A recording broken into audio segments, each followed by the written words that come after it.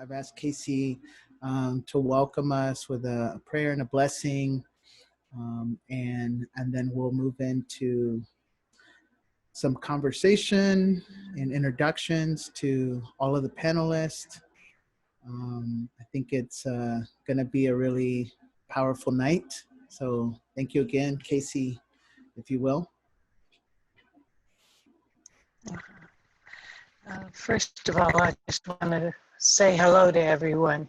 It's an honor to be this sacred circle with all of you at this moment.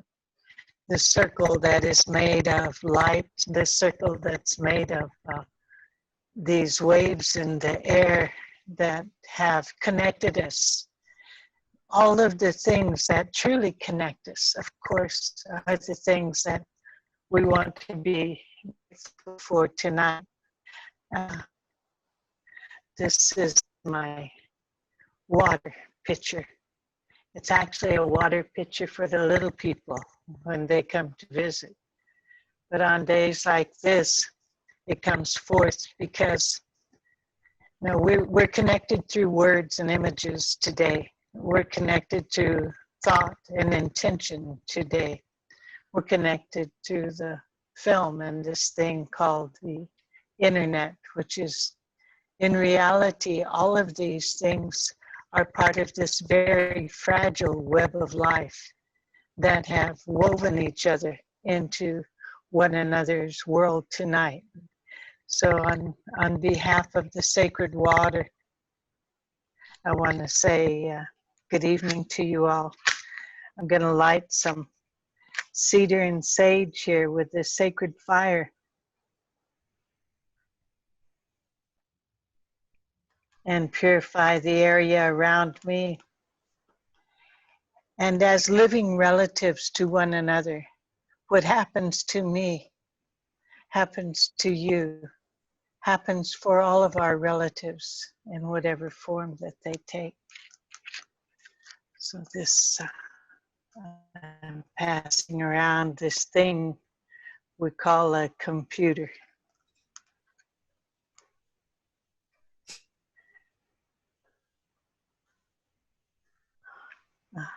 Wakanda khube, maja khube, ni khube,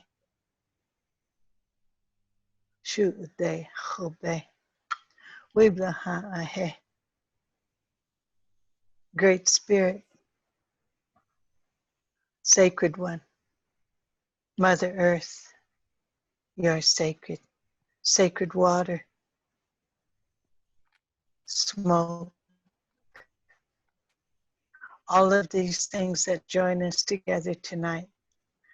We're asking you to give us clarity, to give us words that can communicate this special moment in time that we're sharing, to give us the strength to go forward in this time of unknowing, to give us the wisdom to listen and to learn, to give us the breath of the Father Sky,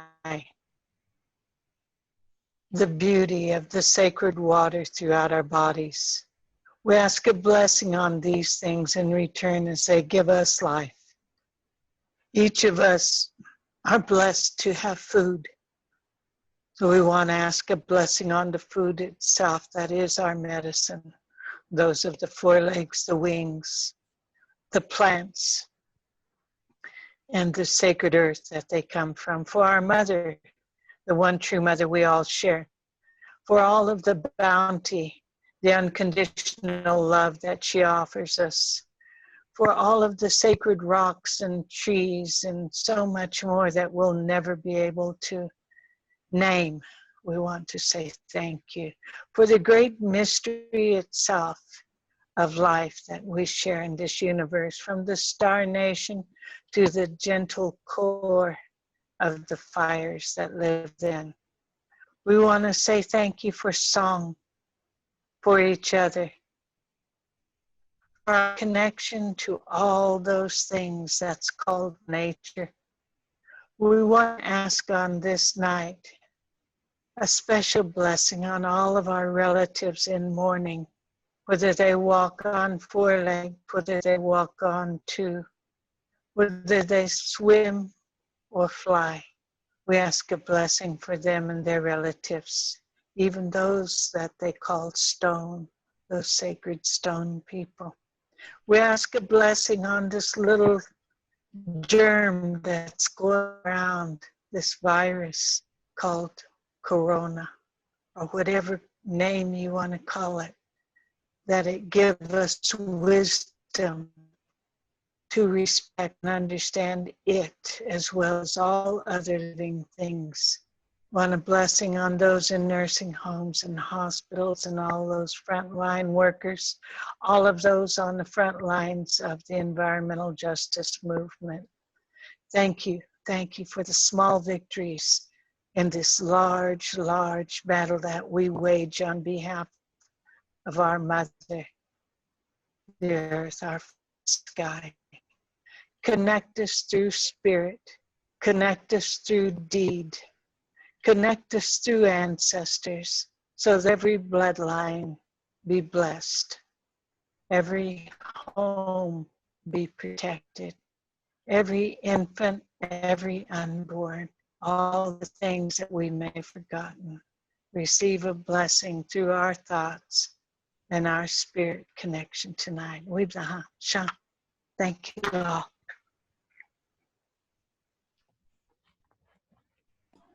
Thank you, Casey. Oh, and thank you again, everyone, for joining us. And of course, Hilton, Margot, Leslie, appreciate y'all joining us tonight and giving us an hour of your time to have a few words together about not this film so much, but some of the themes. Brian, I have to sing. Okay. I have to sing. There's a song that is there. And this one is very simple. It says, "My mother, you're good." And it speaks to the feminine in the universe, and specifically to all of our mothers and our Mother Earth. So I'll just sing a chorus or two and then I'll finish later. But, all right. Hey now, Danny, hey now, hey now, Danny, hey now, hey now, Danny, hey now, hey now, Danny. Hey now, hey now, Danny. Hey now, hey now, Danny. Hey now, hey now, Danny.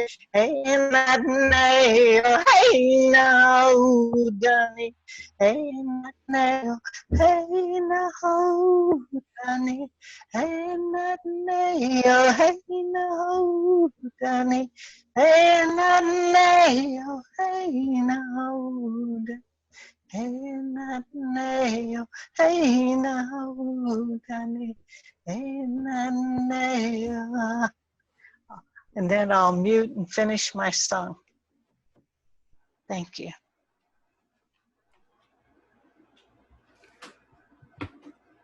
Thank you, Casey.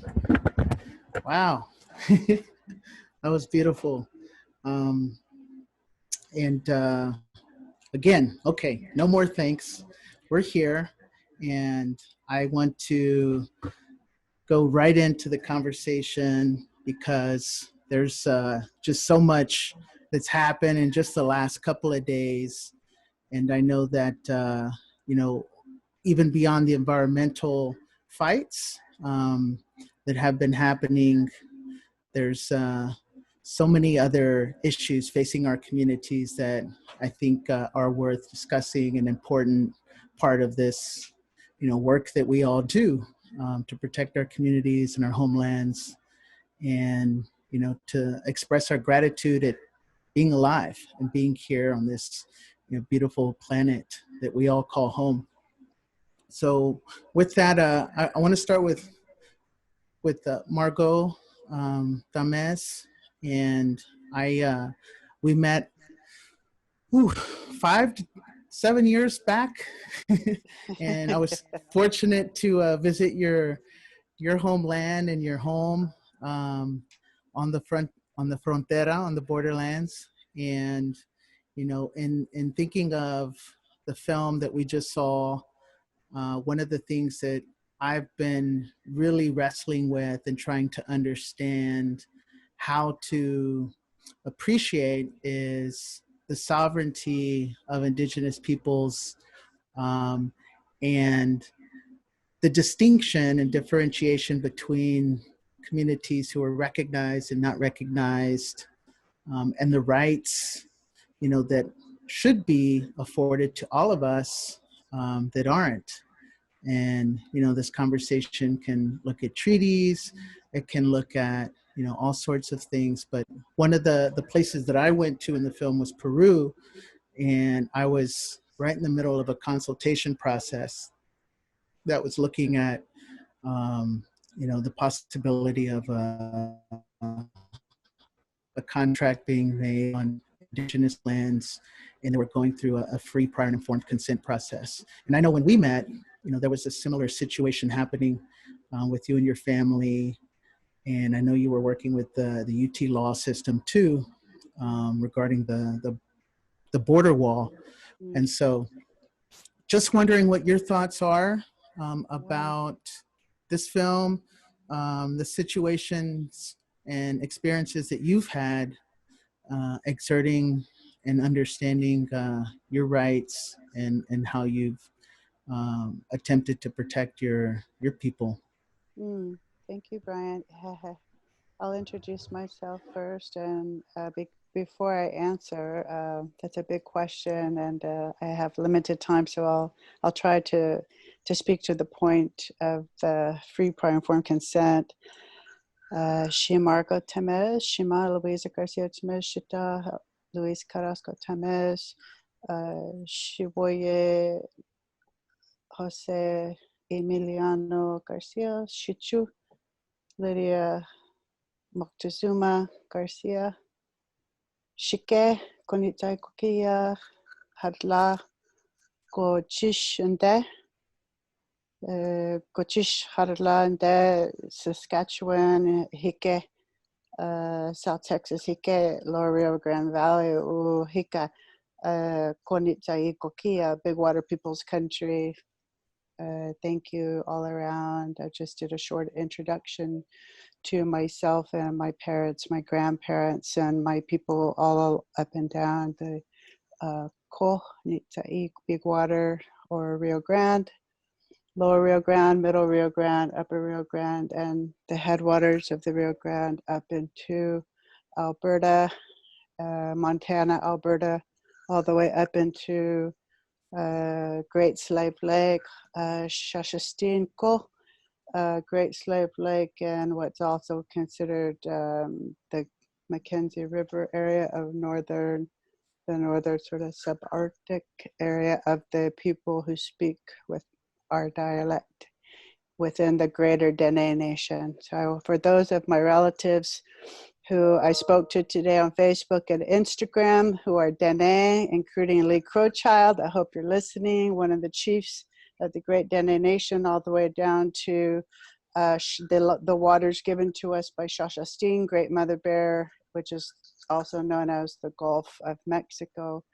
I welcome you and greet you, relatives, all the way around. And before I begin to answer, I must give a respectful acknowledgement to the elders on this panel, Casey and Hilton, and the other panelists, and to all of those who made this possible, Clement in Germany, his family, and to Brian and to Lisana, and many people who I know are not present. And thank you to the Sierra Club.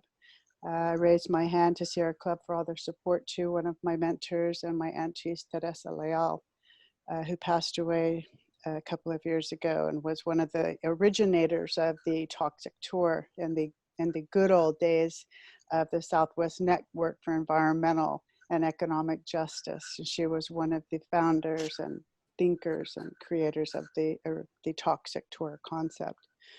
So your film brings together in all directions, in all 6 directions and beyond, ancestors, ancestral knowledge, traditional knowledge, contemporary peoples continuing to maintain and sustain the relationships and connections to our mother, to our ancestral knowledge, to ongoing struggles that have not ceased, and to the struggles of persisting and maintaining our families, our kinship relationships, our relationships to our essential food systems, our relationships to our history, to understand our kinship structures, the vitality and importance of kinship structures throughout Niku's sun, Earth is woman, to understand that there are no borders, and that had such a fateful and detrimental impact upon humanity globally, and humanity, as Casey referred to in her opening prayer, to the star peoples, to the peoples before our times, who without them it would not be here, not be possible for us to be here. So in so many ways, the film touches upon millions of years actually of knowledge systems and histories, of the history of water herself, of the history of Mother Earth, and the history of knowledge persisting through generations and across many systems of peoples and knowledge. It's so huge and vast. So I want to, with all my heart, applaud you, Brian, and all of your helpers and elders and mentors and collaborators to bring forward such an incredible vision into the beauty world, which we call that world of Injukolet, the beauty way, bringing forward these Black images of the Black eagle with the beautiful white crest and the Black condor, which very beautifully and poetically took us all through the land and the water and the stories and the memories and the experiences from the heart of our nations. And that was very eloquent in the design of this film that I want to remark upon. So many themes that spoke to my heart because, of course, this film, I have to say, is made for and verifies and affirms and validates Indigenous peoples on a global level.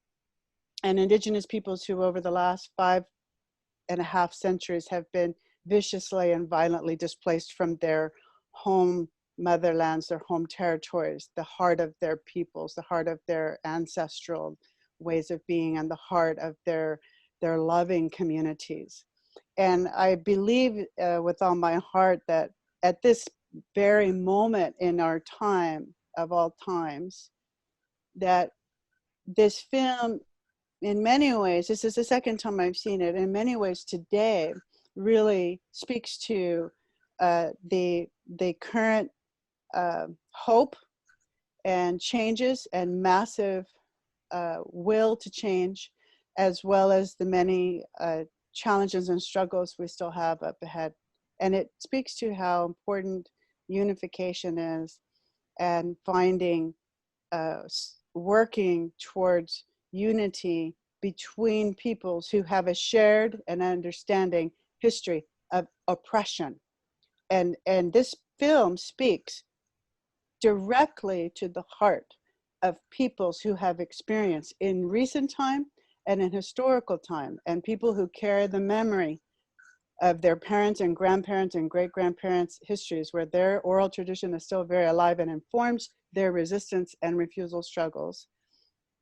It really speaks very, very potently to those of us who have recently struggled and who have lost people in the struggle, and of those of us who have been able to build upon our parents and grandparents and great-grandparents' struggles in the recent history of dispossession to move forward. And this community really inspires me to pick up and to move forward again. And we are moving forward. And their movement is moving forward. It is important for people to know that the wall is not the wall. The wall that has been taught to human beings on the planet, just like all the walls around the world that were built at the same time, is not a wall. It is actually the core of all of these struggles.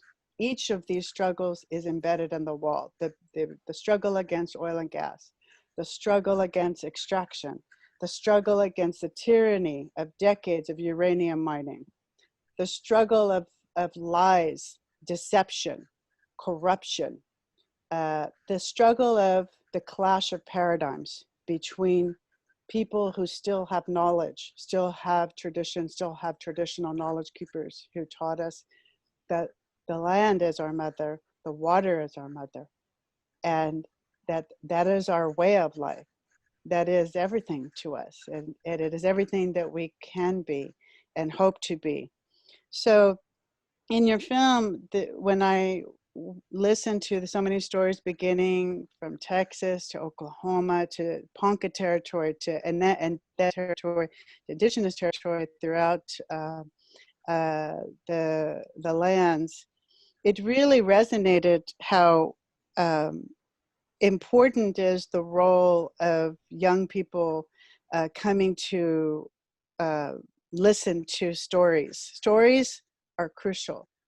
Our stories, our experiences, our memories are crucial to understanding the foundation, the root of what is called in the Western legal system free, prior, informed consent, is their simulation. It's almost the closest that the Western colonial doctrinal system has ever been able to come to anything close to what indigenous people's law systems and governance systems based in collective, matrilineal, matriarchal, women honoring, family honoring, children honoring, earth honoring law systems are about.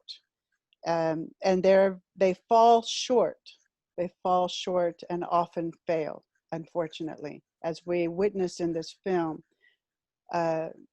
free, prior, informed consent, if it is not enacted and walked, it remains words on paper. And we know what the history of our peoples is with words on paper. And so it's absolutely crucial to understand that in the case of Temez versus United States and Chertoff, which, I would love to offer a post-film seminar on that. So if people want to really understand what that means to us, I'd be happy to answer those questions. But for the purpose here, I feel that there's a clash of paradigms that continues to raise its ugly head. And I feel that this film shows us again and again that the paradigm that sustains violence and sustains racism and sustains discrimination and sustains tyranny against the earth, against brown and black bodies, and that upholds the earth as a resource, as nothing more than resource, is a paradigm that is intrinsically going to repeatedly be a failure. And the states and the governments and the communities and organizations and institutions which still uphold a notion of democracy itself as a paradigm that can be transformed at this late date of capitalism, I feel this film really reinstills in me the understanding that these concepts are failed concepts. Indigenous concepts, community-based concepts, as the woman spoke so eloquently in Houston in front of the representatives of the state and the corporations, that she would not give up the principle of collectivism, of collective people's protection and knowledge in order for them to make a deal on the side and try to coerce and manipulate her into a manipulation of accepting their principles. That is a repeated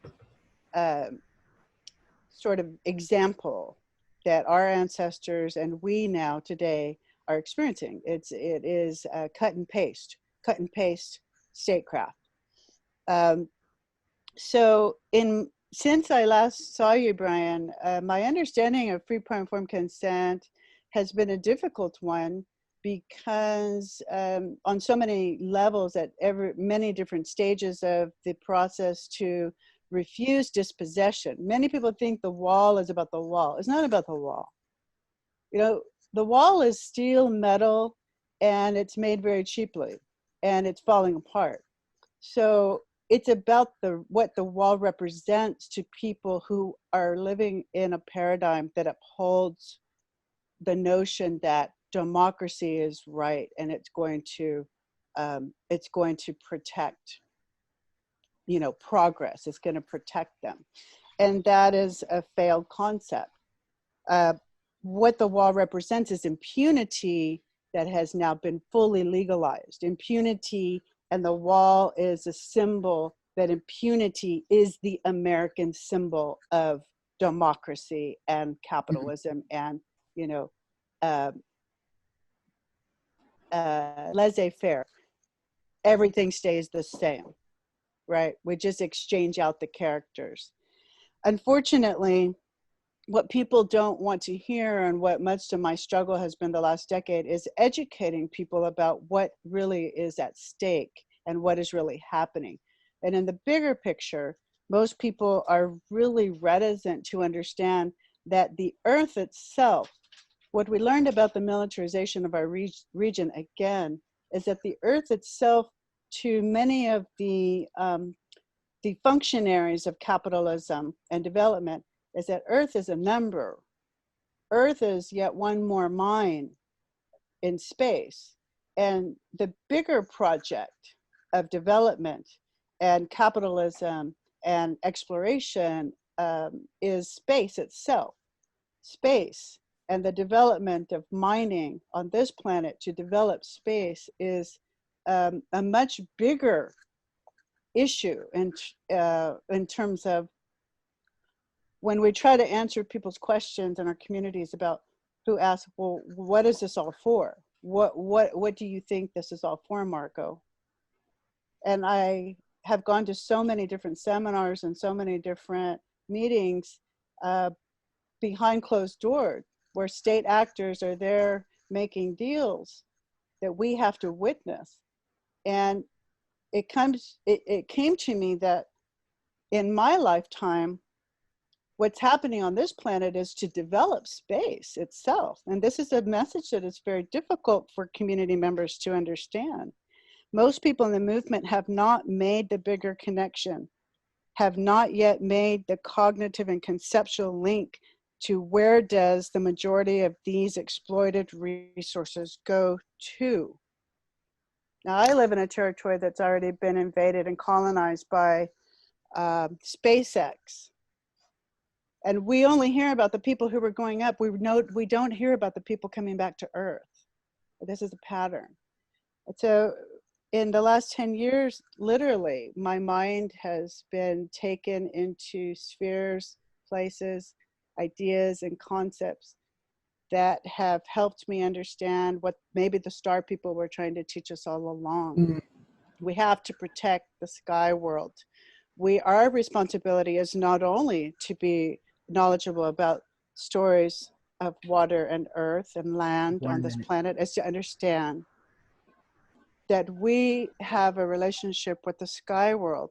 And if we don't pay close attention to where these resources are being developed, what they are being developed for, and how this planet and all of the people who care about this planet have been abandoned long ago in multiple ways, multiple genocides. But for what purpose? This is a message that I've been working on and working toward to help my own community understand. We need to look up at the sky in a much more critical way. We need to understand what the struggle is down here is connected to the exploitation up there. Wow. Wow. I thank you for those words. I have never, thought about the situation in that way. And I appreciate you sharing that profound way of understanding. And it's why I love always talking with you. I wish we could speak more. And I know your students are very lucky to learn under you. And I want to jump to Hilton next. Um, Hilton, you're in Port Arthur, Texas, and have been hit by a number of climate disasters. You've also experienced many forms of state violence, from environmental injustices to over policing too, as Margot stated. You know, our communities are hit by so many forms of violence. Could you say a few words about what's been happening in Port Arthur currently, and how you feel, how you think we can better work together as well, as communities of color on this fight, and your understanding of this fight?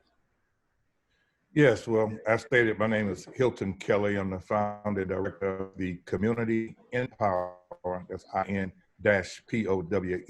Community Empower and Development Association, located in Port Arthur, Texas, on the Gulf Coast. One of the things that sort of struck me in the film, was the fact that, when you guys went out into the rainforest and they were walking on the grass, and then that tar started to ooze up out of the water, and how you had that sheen of oil over the water. I remember growing up in Port Arthur and going near a little creek that we had, and we would go there to hunt for snakes and bullfrogs and turtles, like boys will do. And we would step in the mud sometime, and it was just tar black. And there had been a lot of oil spills in Port Arthur, but being a kid, I really didn't understand what it was until we went to the beach one day. And I went out into the water at McFadden Beach, to be exact, before you get to Galveston, about 60 miles before you get to Galveston on I-82. And I went out into the beach water, and I got stuck in the sand. It was like this, I guess you could call it tar sand, because it was really sandy on top, but when you step in that particular area, it was gooey, and I sunk down, my right leg sunk down, and my brother had to help me out. My mom came running, and my leg was just full of tar. It took her 2 weeks to get all that material off of my leg, because out in the Gulf, there's been a lot of oil spills, due to barges running into ships, and some ships hitting objects in the water and tearing a hole in the hull. And this goes way back to the 30s and 40s, but yet that oil still is stored underneath the sand. And so this is why our water is so toxic, and we have bacteria. A lot of the sea life is dead and dying. And if you look at the Mississippi River as it pours out into the Gulf, what you see is this dirty mix of chemicals and oil pouring out into the Gulf. And as it kind of slides along the Texas coast, it just picks up more material.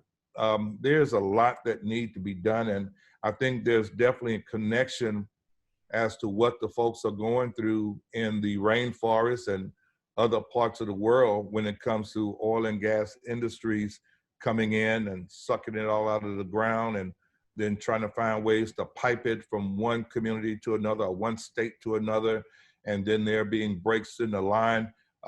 There are a lot of incidents that have taken place here that have led to certain death for many citizens here in the city of Port Arthur. I mean, not only do they process the oil here, but it's stored here. Many times the storage tanks explode. Like in 2017, to add insult to injury, we went through one of the most horrific hurricanes we had ever seen in our lives, which was Hurricane Harvey. Hurricane Harvey dropped, I think, about six foot of water throughout all of Port Arthur. Some areas are lower than others. Some areas are higher. And I'm living in what you call a no flood zone, but still our home was flooded with 3 feet of water throughout. And in the low-lying areas, those folks had 5 to 6 feet of water. And, with all of this climate change going on, with all of the carbon monoxide that's being dumped into our air, with all of the sulfur dioxide and all the various chemicals, our planet is warming at an alarming rate, and it's prevalent throughout the Gulf Coast. I remember going to McFadden Beach back in the 60s, and the surf that once set back about 50 yards, maybe 35 to 40 yards away from the road, is now over the road. We can no longer take that road to go to Galveston. We have to go about 30 miles up away from the coast, then head west maybe for about another 15 miles, then drop down and go back to Highway 82 and continue on to Galveston along the coast, because the road is gone due to sea level rise. Climate change is real. There was a time here in the city of Port Arthur, in the wintertime, we all had to wear coats, but now we're wearing flip-flops year round. There was a time where it was so cold here to where the grass would crunch under your feet as you walked to school. And you always had to wear coats, and you had to wear galoshes and, you know, this thermal suits and everything. But now we haven't seen a winter like that in Lord knows how long. And then every year now there's a hurricane. When I was growing up here in the city of Port Arthur, the only hurricane I recall my elders speaking of was Hurricane Carla that struck in 1965.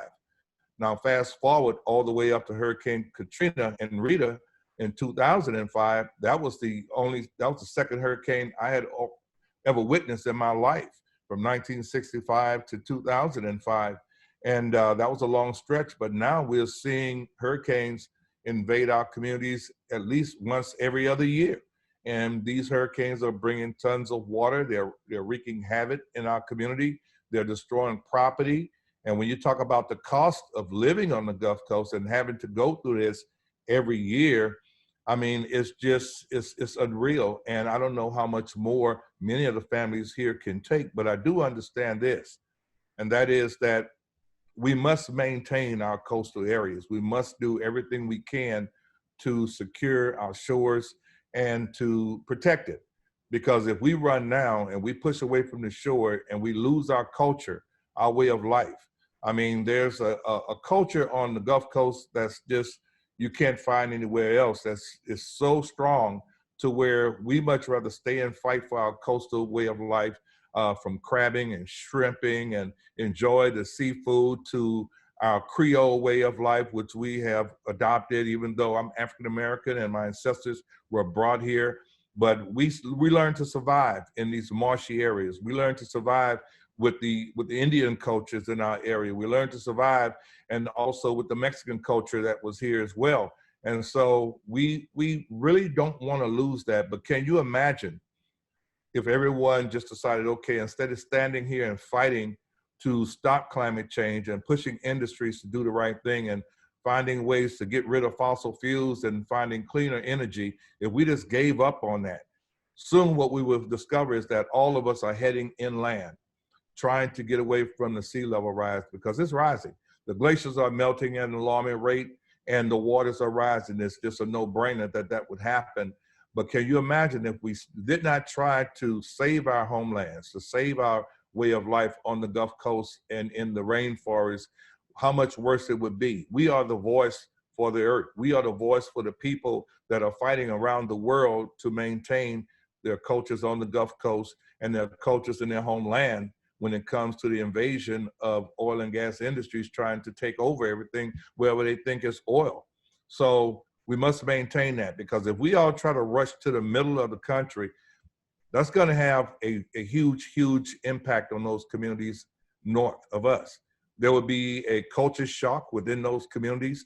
There will be disturbances. I believe it would lead to people being murdered and killed because they feel like their way of life is just being trampled over by people moving in from the coastal areas, taking over everything. And then we lose our land, and then we have to subject ourselves to people that have all the land, and yet we go there with nothing. So it's up to us to continue to fight for our culture, to continue to fight to reduce climate change, climate warming, sea level rise, because we have no other place to go. Mother Earth is our home, and we must do everything we can to help protect it.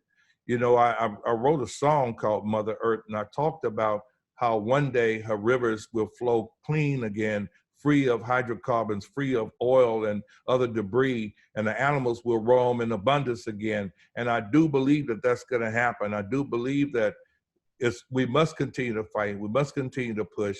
And There is no other answer. Our leaders also must learn to listen to us. We put the governors in office. We put the mayors in office. We put the president in office. It's up to us to get people in those positions that understand, that have like minds, that understand that we all breathe air. We all need clean, fresh water to drink. We all need land in which to grow food and to live upon, uncontaminated.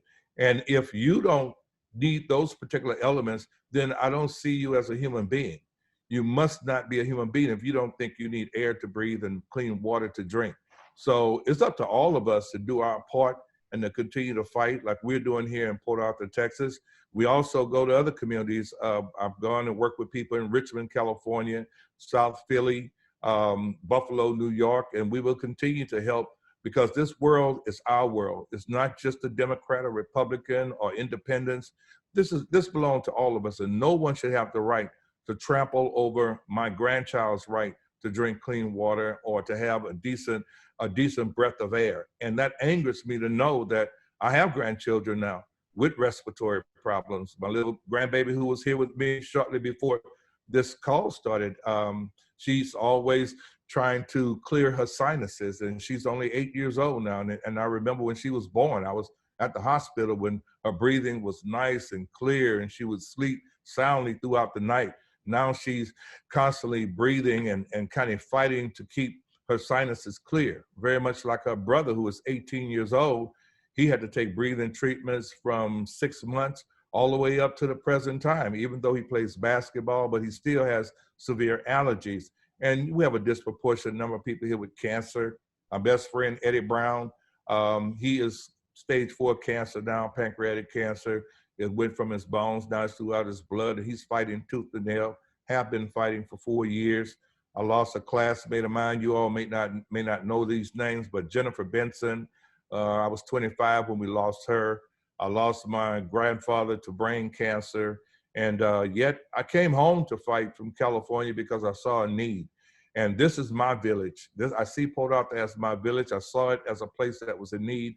I saw it as a place that could use some knowledge that was brought from abroad. And I jumped into the environmental justice fight because I want to save my hometown. I want to save other hometowns. I want to save our planet, because it's all our planet. And if we don't learn to fight together and mend it together, then we would definitely perish together. So I commend each and every one of you that are on this call today.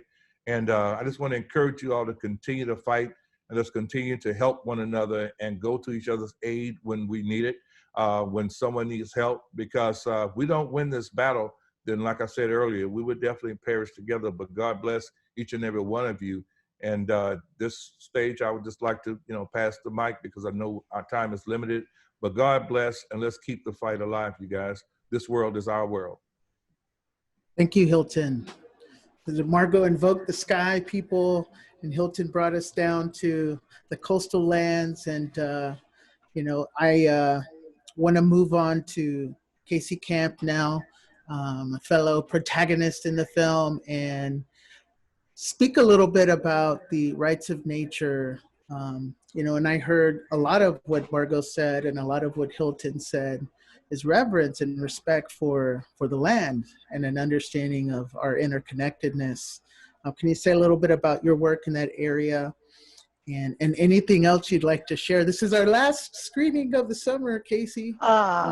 It's been really nice to hang out with you and do these discussions after the film. I'm going to miss that, but we'll do some more. Floor is yours. Okay. All right.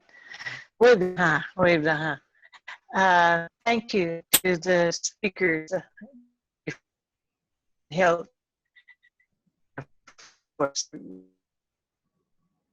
You're breaking up a little bit, Casey. Interesting. Well, I'd either have to go find my son to fix this. How are we? You're good. You're good. You got back. Okay. Go ahead. Okay. We'll see how this works for a bit. First, I need to also acknowledge Kuman, his wife, and the Sierra Club. for all the work that they do. Yeah, appreciate that very much. And I also want to really say some good words towards the water protectors because of the 3 victories that happened in the last 48 hours around Dakota Access Pipeline, Keystone XL, and the Atlantic Coast gas pipeline. These are issues that we laid our bodies on the line for, you know, that my sons Mikasi and Jeff and my nephews, grandsons, granddaughters, nieces, and thousands of others have been laying down for, to say this harm stops here. And now we can say thank you to them, and thank you to the sacred water that guided us, and thank you to the sacred air and the Star Nation, on and on that way. Something that Margot said about the resources kind of made me want to share something that hit me one day, Margot, is to take the re off of that word and only consider that we say the word source when we consider what others call resources. But those of us who have a true understanding of our relationship to all consider a source of life. All things are sources of life, and we're interconnected. So even the water, the gas, and the oil, special purpose within our mother, the earth. And the extractive industry and those people who are connected to it are the ones who are causing the issues that all of the rest have to deal with, such as Hilton's grandchildren and our grandchildren. So if we begin to readjust our thinking, you know, one of the things that we've talked about, Brian, is that we don't consider ourselves protectors of nature. We consider ourselves nature protecting itself, right? Because that's who we truly are, is part of nature that is protecting itself, not a separate entity. We're part of a sacred circle of life, a sacred system of life that has natural laws that only human beings have forgotten. And the rest of those things are continuing within their natural form.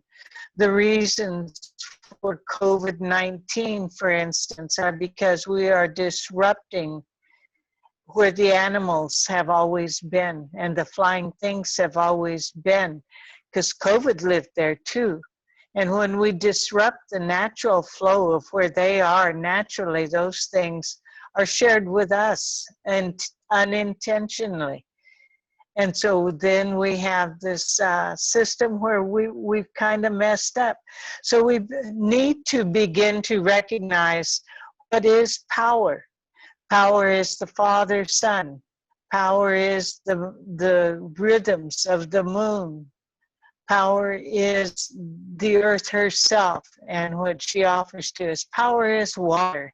Power is wind. And if we recognize those very simply, Sierra Club might call it renewable energies. You know? And so we begin to take away the powers from those ones that are the disruptors, the ones that are the ones that dig into our mother and scrape her very bones and cause her to quake and shake, and they call it fracking. Those that go for extreme energy of extraction of the tar sands and try to push them into the Gulf area and then to exploit those in China, where the air itself begins to no longer be functional. When we have to slow down, as we do right now in this winter of our lives, where we're going inside, we don't have a choice, then we are teaching our children. We are having those moments. We are gardening again. We are allowing the breath, the winds to blow and to clean and clarify. We're stepping aside so that the natural systems regenerate, basically. And that's where we have to become more cognizant of what we're doing and how we're doing it. Other than that, we become suicidal as a species. We are generally looking at how do we want to continue as a species. That's it, pure and simple. If we choose to participate within the natural laws, then we must also hold other human beings accountable for the choices that they're making. For me, this boils down right now into how things like mask wearing has become a political statement. So those are saying, well, it's my constitutional right, so stupid, to not wear a mask. Well, that's not true, because you're going to breathe on me, and it's my right to have a choice on whether to live or die in this situation. So we all have to get on the same page about carbon trading, about COVID, about the extractive industry. We have to get into an understanding of what this movie, this documentary, is trying to engender into the human mind. That this is a time of prophecy. This is something our peoples, Brian, have always known was coming. Unification of the condor and the eagle. We have many relatives of many colors that have joined us in this quadrant of the earth, that is the red quadrant. It is the quadrant of the indigenous red peoples here, from the tip up there in the Arctic Circle up there where our Gwich'in relatives live, all the way down to Chile. And this prophecy that says we are going to come together, and at that time we will rise in order to teach others how to live in harmony with all that is. And that's simply because our genetic memories, and this goes for every human being, our cellular memories are those of the time that we lived in harmony. Those are the stardust times when we came down to embody ourselves and to wrap our spirits and souls in this physical body.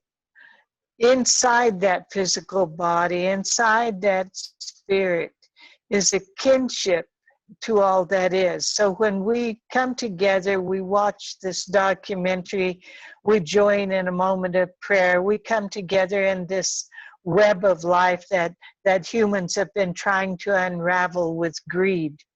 Then we empower ourselves to take control of the next steps that are coming, and that's where we have to be. We have to demand just transitions. We have to be in the streets. We have to have the power shift, the paradigm shift that is demanded of us by our ancestors and by our future generations. We have to warrior up, Brian. We have to warrior up, and we have to stand together. Ankashi, we come together as one. And when we do that, then we honor the very life force that has been allowed for us to participate in this sacred system of life. Otherwise, move on. That's it. It's very simple, Whoa! Brian. I'm not going to be able to go to sleep now. It's like I'm ready to go march, and like, wow! Thank you for those beautiful words, Casey, and Yeah. appreciate the work that you do, and everyone. You know, just so grateful to have you on tonight, and I want to shift. I forgot. I was supposed to talk about rights of nature. We'll talk about it later. I think you did. Oh. You totally did. Yeah. And you helped us all sort of, you know, even better understand Margot's words and Hilton's words and even the film. So thank you for that. And I want to give some time now to Leslie Fields, who's been, you know, a very, very strong supporter of my work, of Hilton's work, of so many communities in the Gulf Coast and communities of color throughout the US and the globe. She is, I'm trying to get your title right, Leslie Fields. It's the director, National Director of Policy Advocacy and Legal at the Sierra Club.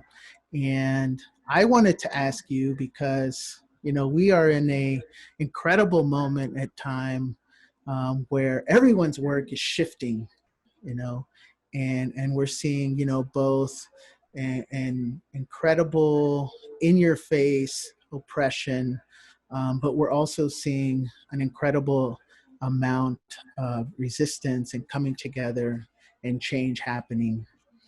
So can you say a little bit about the work that Sierra Club is doing to engage in these fights, to support Indigenous communities, but also to support communities of color? And how do you see the parallels between like Black Lives Matter, for example, and Indigenous communities that have been fighting in places like Standing Rock, or the fights up in BC right now near where Margo's at, fighting other pipelines? Yeah, and thank you. Thank you for being so patient and waiting on the call with us. And I think she's gone. Are you there, Leslie? Uh-oh. After all that. While she comes back, I will open it up. Margot, Hilton, Casey, do you have any thoughts, having, you know, listened to everyone, or questions for each other? I have a word. I have so much admiration for everybody and the words, the statements in the film. There is Leslie. I'm gonna mute. So Okay, we'll come back to that thought. But Leslie, I was just introducing you, and I don't know if you heard the question or not, but I was speaking to the many changes that are happening across the country. And I know that you've done work both in support of and with Indigenous communities and communities of color. Can you say a little bit about the changes that are happening within the Sierra Club and how they approach the work to help Indigenous communities and communities of color work together? And what are some of the parallels that you see between movements like Black Lives Matter and Indigenous movements like the resistance at Standing Rock and the fights against KXL? Thanks, Brian. Can you hear me? I'm sorry, my Yes. Zoom went off. So now I'm on my phone. Okay, we hear you. Okay, sorry. It was cooperating all this time. So first I want to thank Clement and his family, the other filmmakers, the other panelists, Casey and Margot and Hilton, my dear old friend Hilton, were always very inspiring, and the Sierra Club for this opportunity tonight. And there's, you know, I think we're at a huge point. We're at a real historic inflection point in history. And much of what's going on has been done before. And so we always calling the ancestors in, calling recent fights in to learn and get the experience from. And I love the film because it brings that all in and really focuses on our hemisphere and the global nature of these fights. And that the important part is that folks are coming together in a way that is really holistic. It's a way that young people are being brought in with all their great experience, and then elders are coming in with all their great experience, and so you see a great convergence. And so we see it in all these areas, and these are all transferable. And what I love about working in environmental justice is that anybody can do it. You can be a child, or you can be an abuela, a grandmama, and everybody in between. And so there's a role for everyone. And so it's very, very important that people are fighting for their communities. And as Hilton said, and others have said, fighting for their cultures.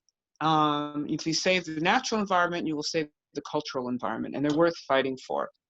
And so, and we have to connect with each other, and we have to take care, and we have to love each other.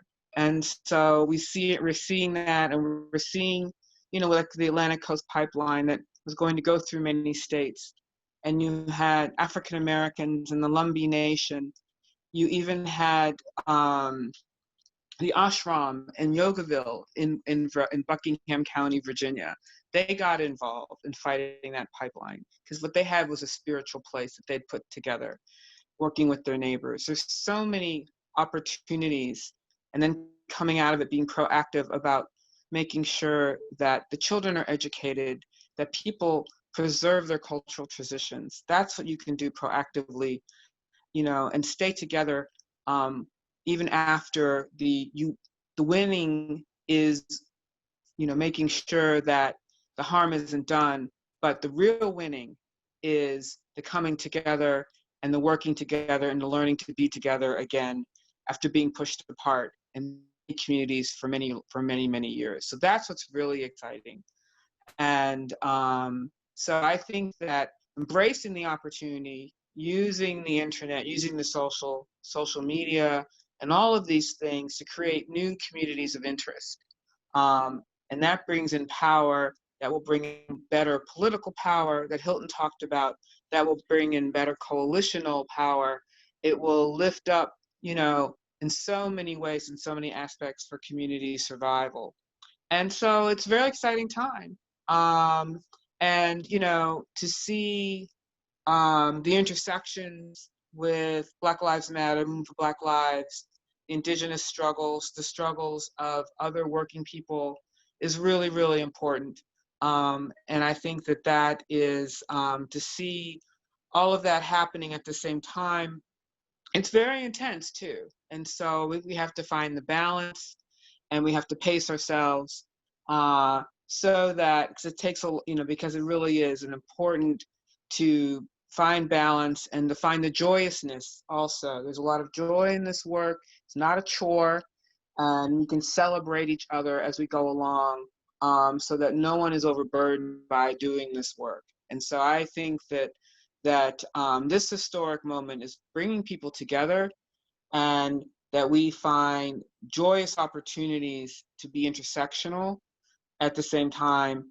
And, and it's sad though, because on top of that, we have a global pandemic, and we have to be careful, but it's also making us being mindful of the vulnerable populations and the other issues in these communities. Thank you, Leslie. I'm going to give each of y'all a minute just to express your final thoughts and anything else you wanted to say. And I'll start with Margot, because you were about to say something. We'll just go in the same order that we started in. Go ahead. Yeah, thank you. Thank you, Leslie, for your good words and for that thoughtfulness and care in the way in which you constructed that braid, that weaving, which is very needed at this time. And that we not lose sight of the intrinsic weaving. And I am a historian by training. I'm a poet by training. I learned to think about history through poetry only because in South Texas, there was no expectation that my people and your people would ever excel or even graduate from high school. And therefore, we were only envisioned to be the menial workers underneath the system of progress and democracy for others. And so I grew up at the time when Vietnam was still raging, and I have many memories of Black community coming to help my mother and father, because they were from the remote, rural, and communities, and adjusting to being the labor force in the cities was very traumatic for them. And in both of their cases, outside of their community, which was heavily segregated in South Texas, between Blacks, whites, and Indigenous peoples, and the original, Indigenous Aboriginal peoples. There was a very little intersection between us because we were all fenced off from each other, and in silos of work camps and other forms. So, in the city, my mother was a nurse. She was beginning her career to support all of us, and her first mentor and lifelong mentor was a Black nurse, and Miss James. She was a household name. She was like our auntie. And my father, the same, being a veteran of the Air Force, who knew little about the urban area. All of his mentors in the city of San Antonio were African American veterans, and that would be a pattern throughout my life of also having to repress that, because it was unacceptable for Black and Indigenous peoples to be seen together, socializing and helping one another. And we're living through that to this day, where Indigenous peoples for Black lives, Indigenous histories with Black communities is one that is oftentimes by our own people deeply denied and deeply misunderstood, and it's a complicated history, and especially in South Texas, and it is one which is negated and misnarrated by the dominant system, and therefore puts fear into people. And I have the blessings that my parents both always taught us from their lived lives, how intrinsically we depend upon each other as colonized peoples. So with that, I want to speak to, for the people I've been reading your comments, and I am grateful for all of those who are still here and listening and writing and thinking with us, that this is a time to be very appreciative and cognizant of our collective Indigenous and Black people, to honor one another's histories and efforts and struggles and continuing struggles in the fight for acknowledgement and the fight for justice, the fight for accountability in our lives, and for white people to walk into this world to decolonize. In the film, the concept of accountability is crucial to every community. Every community is struggling for accountability. You did not hear many people speak of the concept of democracy. And I speak on this having gone through a horrendous genocidal experience with my mother, and having to work to defend her life and protect her life, as many United States citizens and US government officials attempted to destroy my mother, to stop her from telling the truth, to maintain a system of lies in order to disrupt the movement of truth and justice. So for me, I learned once again in my life that democracy has never come to Indigenous peoples in South Texas, nor has civil rights. There is not one civil rights case in the United States that has ever been successful for Native Americans in the United States. And that is on the authority of the Native American attorney who sat at that desk for 25 years.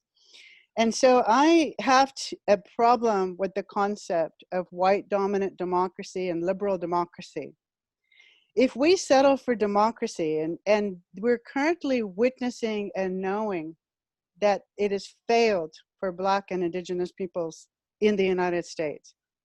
So I say this to honor all of the labor, the emotional, intellectual labor of Black women and Black activists in the last 4 weeks, to remind us that that labor is not exploitable, it is not commodifiable, it is not to be co-opted, it is not to be appropriated, it is to be respected, and it is to be revered.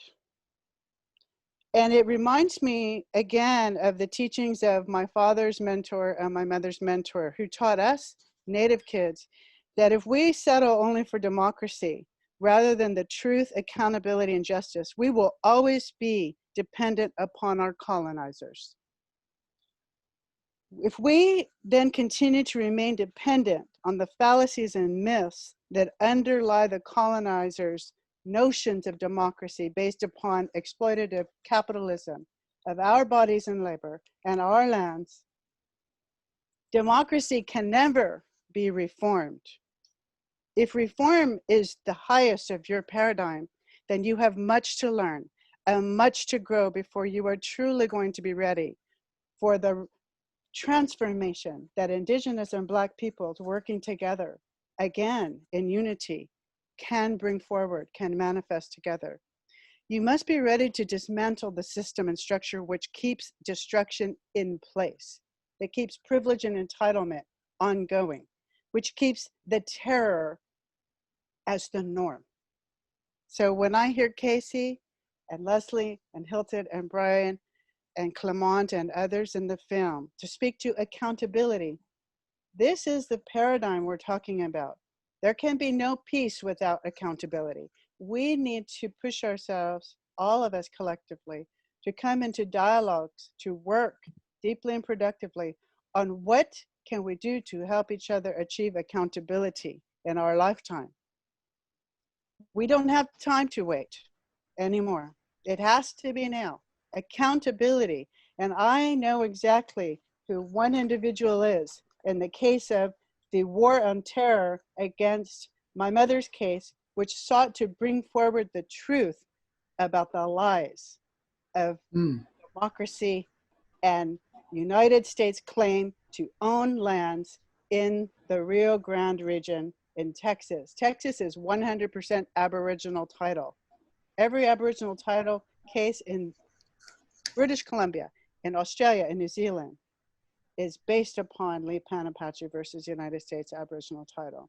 And it is my life work to work with other people to educate people on the right history of what went wrong and how we can fix it together. It's fixable.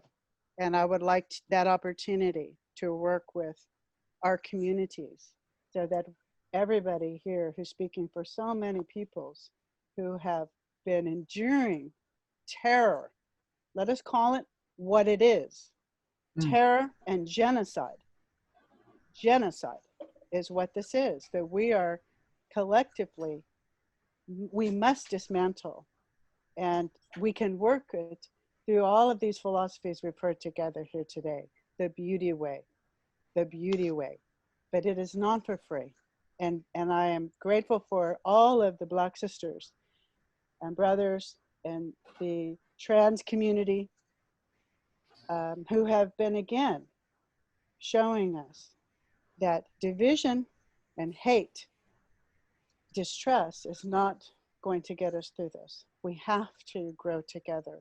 We have to listen to these elders. We have to recover our history, and we have to learn each other's history. We have to be patient and have those deeper conversations, and we need to learn to listen. Thank you. Hi. Well, I don't know if anyone wants to follow that, but you know, closing thoughts, Hilton. Yes. My closing thoughts are with Black Lives Matter. You know, I mean, when you think about that slogan, Black Lives Matter, a lot of people try to distort it, take it out of context. One thing African Americans or Blacks have always known is that all life does matter. But because of the treatment that we have been receiving since we were brought here in the bowels of slave ships, and the cruelty which we have received from the establishment, the substandard living conditions that we have been forced to live in since slavery, even after the Emancipation Proclamation, the intimidation that we receive because we try to stand up, they knock us back down and literally put their foot and their knees on our necks. Kansas City, Black Wall Street, burned to the ground. Rosewood, Florida, Black people flourishing, burned to the ground. Every time we get up, they knock us back down. And when we pick up arms to defend ourselves, we're called terrorists. We're called a militia, black militia, wants to kill everyone. We say Black Lives Matter because history has shown us that this country looks at us and treats us as if we don't matter. And it's blatant, everyone knows it. I mean, we've always had to live in the low-lying areas in the deltas of Mississippi. Here in Texas, we had to live on the other side of the railroad track. In California, the 580 separates whites from blacks or light skins from dark skin. The character of a person has nothing to do with the skin. And you know, when people say, well, I don't see color, well, I beg your pardon. I love for you to see my brown, rich color. I love it. It looks good to me. It looks good to people, for me to see other people with the brown. Looks good to me. Yeah. But yet at the same time, it's okay to see color, whether you're light skin, dark skin, white skin, brown, red skin, whatever you want to call it, yellow skin. It's okay because it shows the diversity within this country, shows what we could be if we work together. See the beauty in all the cultures, see the beauty in all the color. That's what should be preached on, I believe, in this day now. But yet when they say, you know, Black Lives Matter, and then somebody has to rebut that with all lives matter, then why don't you act as if that is so?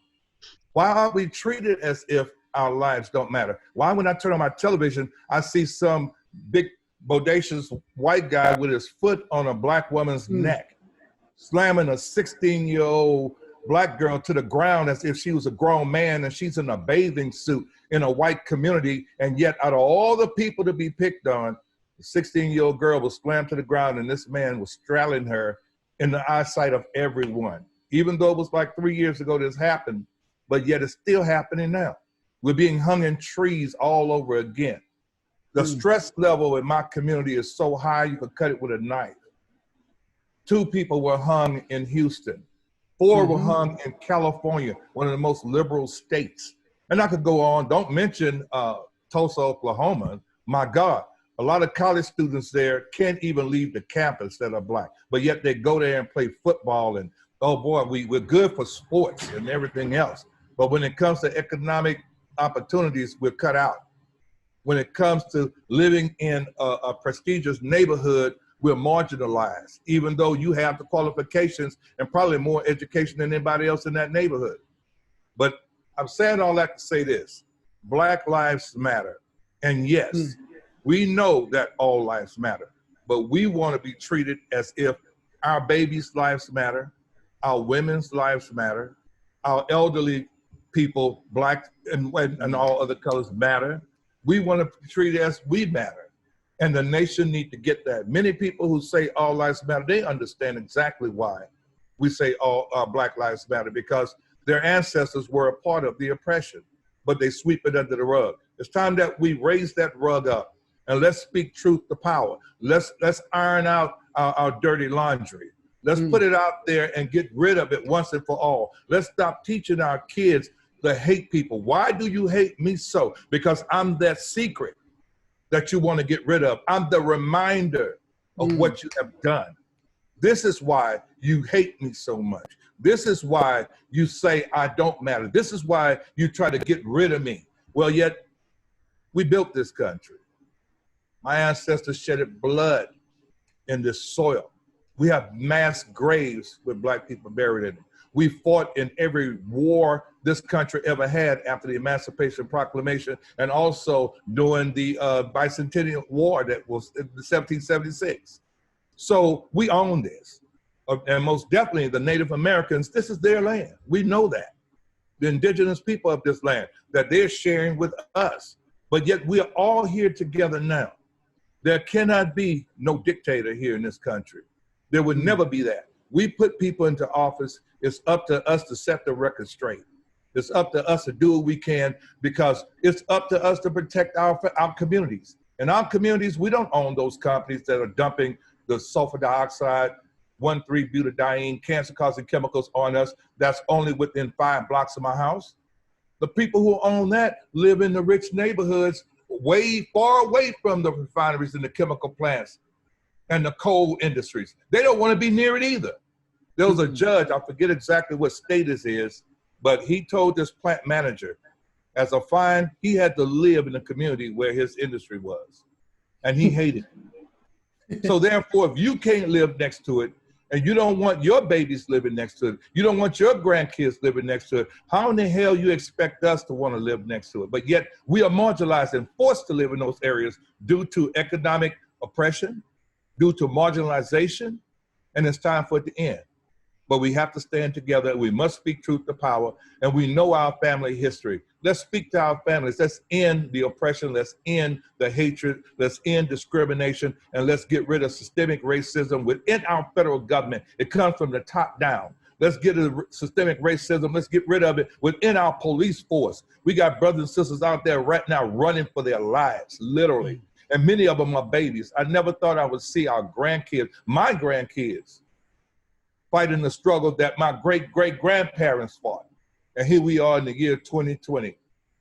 Working together, we can end systemic racism, environmental racism, all the injustices that plague us. But we have to come together with truth. We have to come together with a commitment, and we have to come together with power. Power to the people. That's what I'm saying right now. Thank you, Hilton. Casey. Yeah. Yes, Black Lives Matter. I want to make that acknowledgement immediately. Black Lives Matter. During the time that Indigenous people were being forced off of our land because of the greed of the white man, nothing has changed from that time. This is the last gasp of the old white guy. When we talk about Donald Trump and his cronies and his love for Andrew Jackson and all those Confederates, this is their last gasp. Not being able to breathe the same air as us after this, because we're racing together.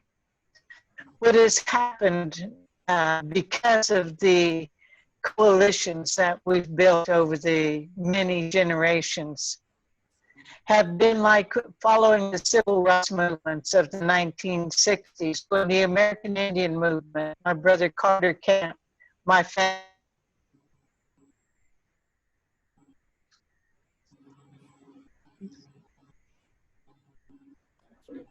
Looks like we lost Casey. While we wait for her to come back, would you like to share final thoughts, Leslie?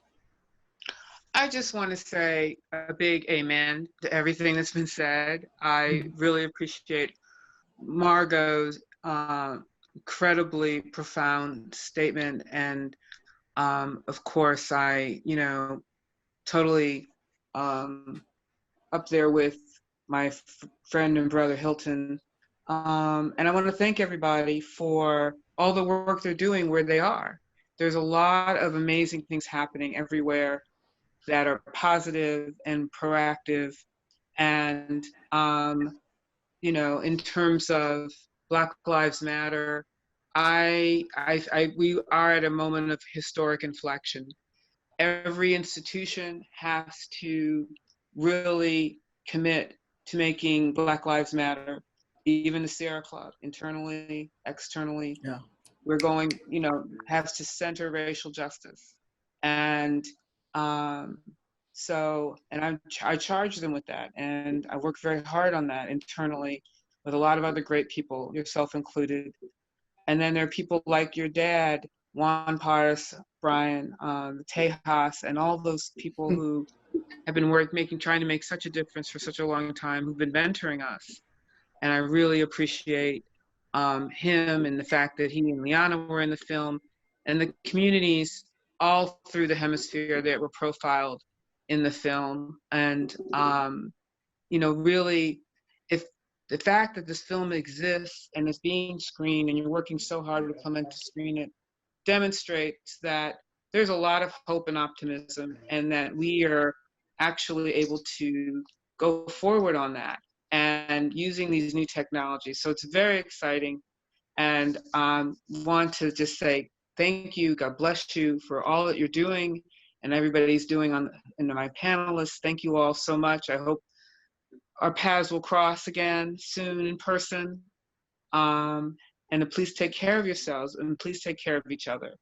And So I just I was gonna start tearing up. It's been a fantastic experience as always. Thank you so much.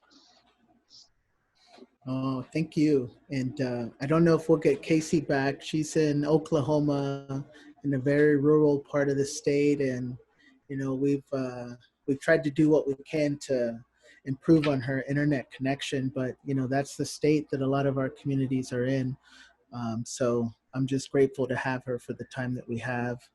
And I think I'll leave us all, with this final thought. I was watching the film, and I enjoy watching it over and over again because I get so much out of it each time. But I really focused in on one of the songs when Judith and my dad were in Ecuador that the youth are singing. And there's this, just two lines, Yasuni, Yasuni, yo espero por ti. So Yasuni, Yasuni, I breathe for you. And, that very simple sentence said a lot to me. And it helps me understand too all the words that have been said today. But, I breathe for Yasuni. I breathe for the earth. I breathe for the planet. That's such a incredible expression of gratitude, right? And responsibility that I think we've all talked about tonight, that we have all tried to lead our lives by, even under the circumstances of being, terrorized our entire lives for generations. And I just want to leave you with that, and all the folks that are watching, to think about that. What do you breathe for, as our community's breath is being taken away from violence, from poisons in the air and toxins in the water? What do you breathe for? Think about that, and live respectfully, humbly, and in great gratitude for Creator, for being allowed to have this experience of just being on this planet. Thank you again, Clement, Sophie, um, and everyone who has helped put this together at the Sierra Club behind the scenes. And I think that's a wrap. I don't know if we're gonna get Casey back. It doesn't seem like it. So Thank you guys so much. Appreciate it. Thank you. Yeah. Take care. Bye bye. y'all have a good night. Thank you, everyone. God bless. Koshole. Koshole, everyone. Gole. Be safe, everyone, on your journeys. Safe. Good night. All right. And I am turning off the call. See you, Clement. Buenas Thank noches. you. Buenas noches. And by the way, that's not the last screening of the summer. Ha.